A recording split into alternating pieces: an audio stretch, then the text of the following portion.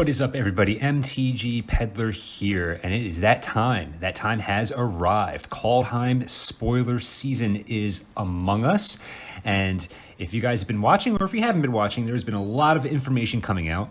So what I'm going to do is just kind of make this video just to kind of get an idea of what's going on, what mechanics are there, how the cards are looking, you know, what kind of stuff we can expect out of this set. And I know I'm not going to be like other channels that do spoilers. I'm not going to go over every single card.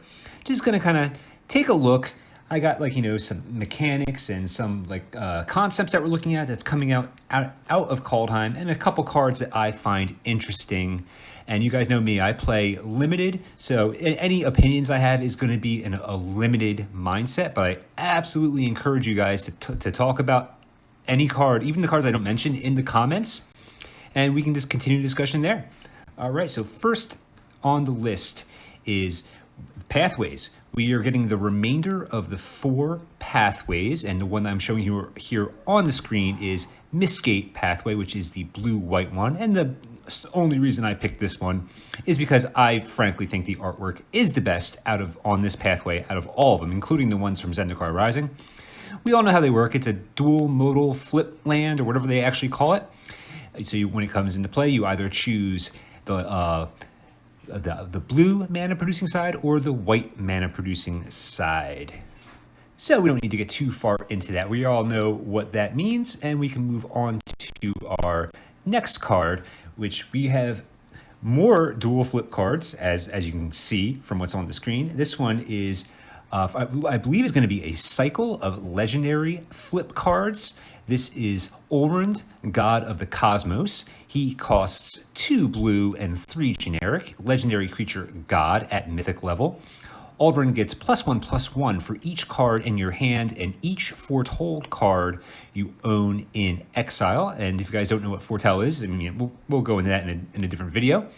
At the beginning of your end step, choose a card type and then reveal the top 2 cards from your library.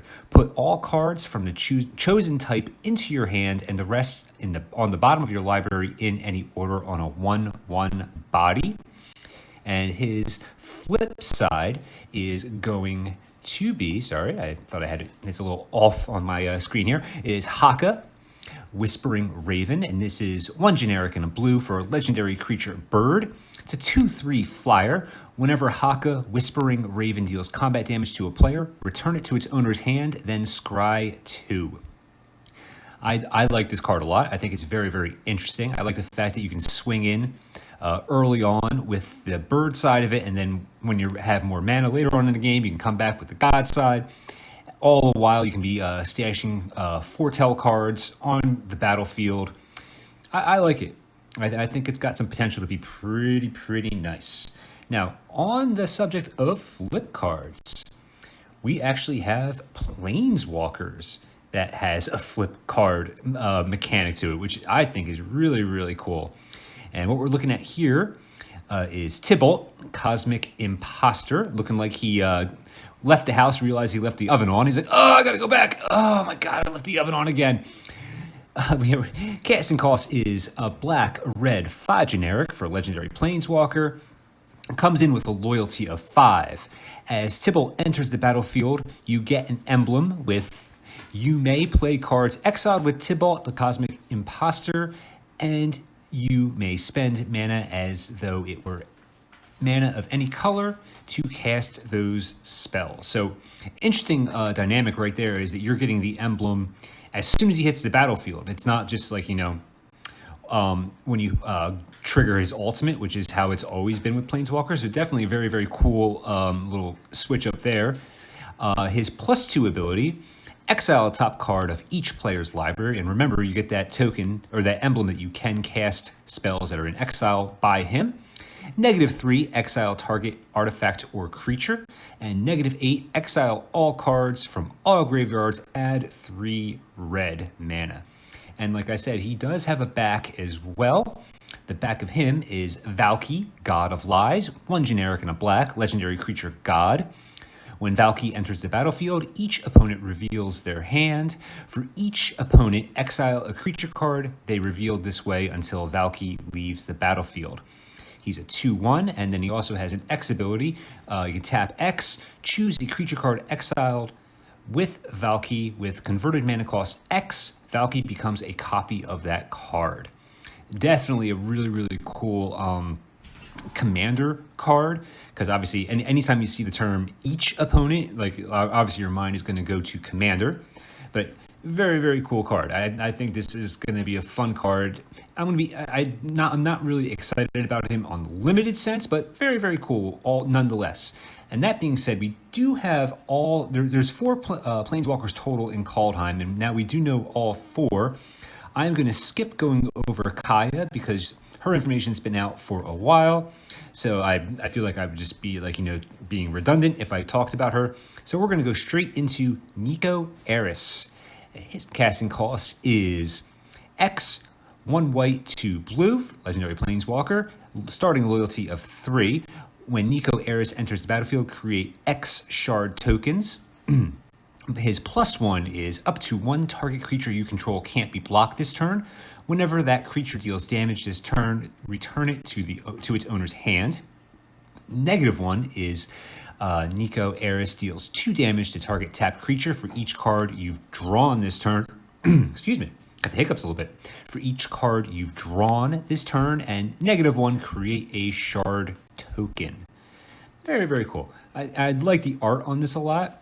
I think the borderless treatment is very, very cool looking on him.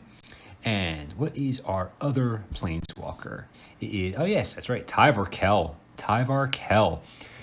2 generic, 2 green. Elves you control have tap, add black mana, starting loyalty of 3. +1 ability is put a +1/+1 counter on up to 1 target elf. Untap it, it gains death touch until end of turn.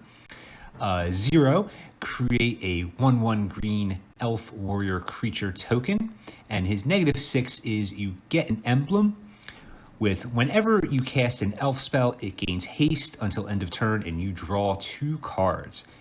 This guy, if I'm playing limited and I see this guy, I'm green.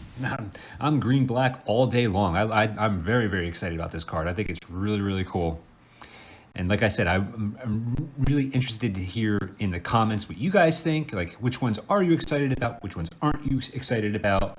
All that good stuff. Oh, that's right. We also have snowlands and snow permanents coming back. Obviously, we're just going to be, I think, 4 different types of snow lands, permanents, blah, blah, blah, blah, blah. So we have, obviously, the snow lands, which are just, basic lands. And then you have the snow lands, which are also dual lands. And this one right here is Arctic Tree Line, the green-white dual. And they're all going to do the same thing. They all are at common level, all come into play tapped. And then you have snow instants as well, such as Frostbite here on the screen, and also snow creatures like Sculptor of Winter. So it's going to be really cool to see how the snow dynamic plays in, how deep are we going to get into snow permanents and snow spells. And it'll be interesting to see how that affects the limited and the standard environment too. Okay, now we're going to go on to just some cards that I found interesting as I was watching the spoilers today. So the first one we're going to get talking about is the World Tree. It is a rare land. The World Tree enters the battlefield tapped. You could tap it to add 1 green. And as long as you control 6 or more lands you control have tap, add 1 mana of any color. And then you can pay 2 white, 2 blue, 2 black, 2 red, and 2 green. Sacrifice the World Tree, search your library for any number of God cards. Put them onto the battlefield, then shuffle your library. Yeah, that seems like it's going to be a card.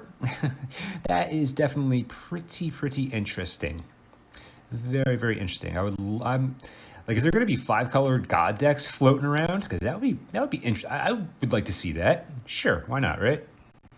Next card we're going to go over is another dual modal flip card.